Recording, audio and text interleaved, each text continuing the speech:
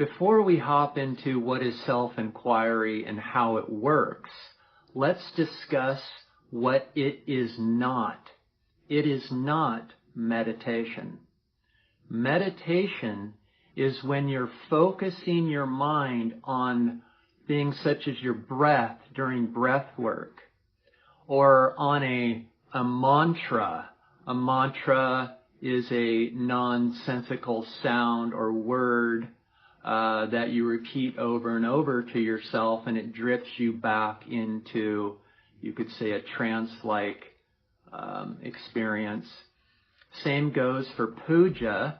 The difference between puja and a mantra is puja is when you repeat a deity's name over and over to yourself quietly, such as Shiva or Buddha or Jesus, over and over again, and it drifts you back into yourself as well. Also, there's mindfulness, where you're focusing on your mind.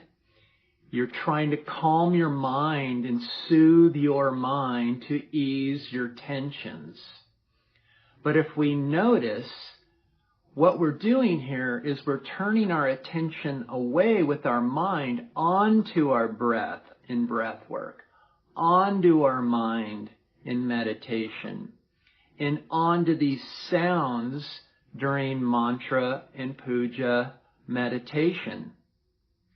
And what self-inquiry is saying you take a step back prior to your mind and your breath and your whisperings to yourself to see what is aware of your mind, aware of your breath, aware of the sounds.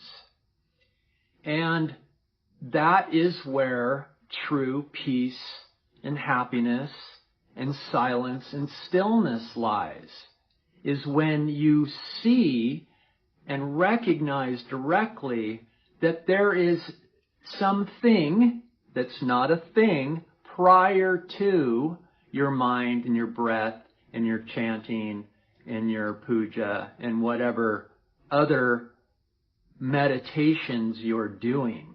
So that is the primary difference between meditation and self-inquiry. It's actually a complete night and day. One keeps the mind active. Meditation keeps the mind active, while self-inquiry shuts the mind down and starts to eliminate it.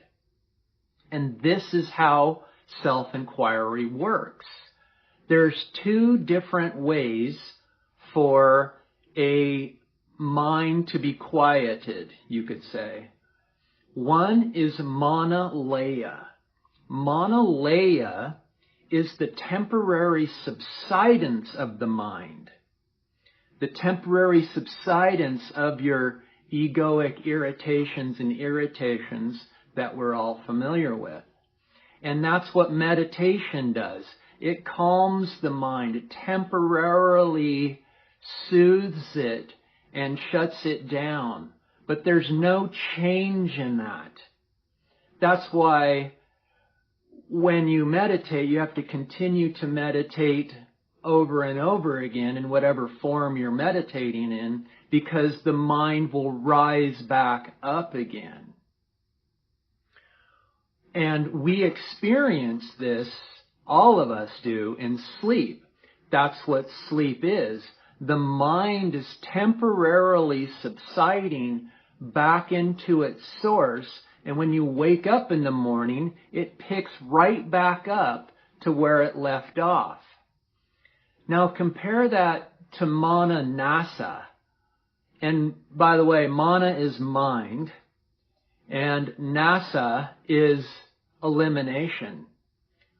When you're in self-inquiry, you're turning your attention, your egoic attention, your egoic mind, back onto its source. And when your mind sees the love and silence of its own source, it starts to eradicate itself.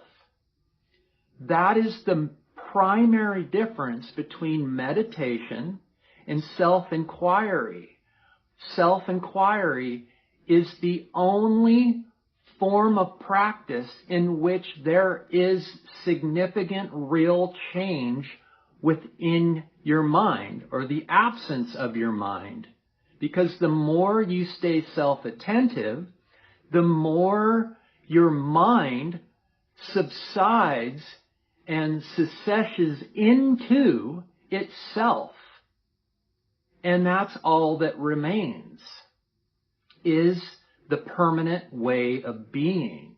And this is known as self-realization. And self-realization can be known as a spirana. A spirana is a non-conceptual, non-objective experience of a new, clear, and fresh knowledge of one's existence. So as you turn your attention back into yourself, you see that you, yourself, that which exists, your being, is recognizing its own existence. And in that, it collapses, it eradicates the egoic mind. And therefore, there's permanent change in that. That's what makes self-inquiry so absolutely profound. So what is self-inquiry? It's turning your attention, your egoic mind, back onto its source and abiding in that peaceful silence.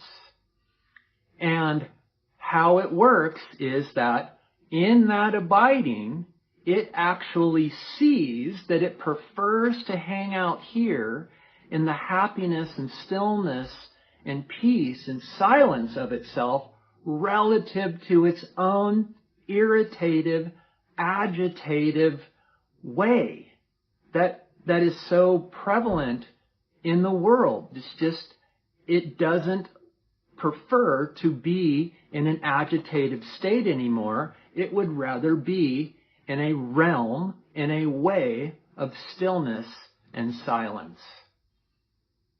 Just a reminder, I do private, free, one-on-one non-duality sessions. For those who are interested, you can go to my website, loveoutpouring.com, to book a time there. Take care.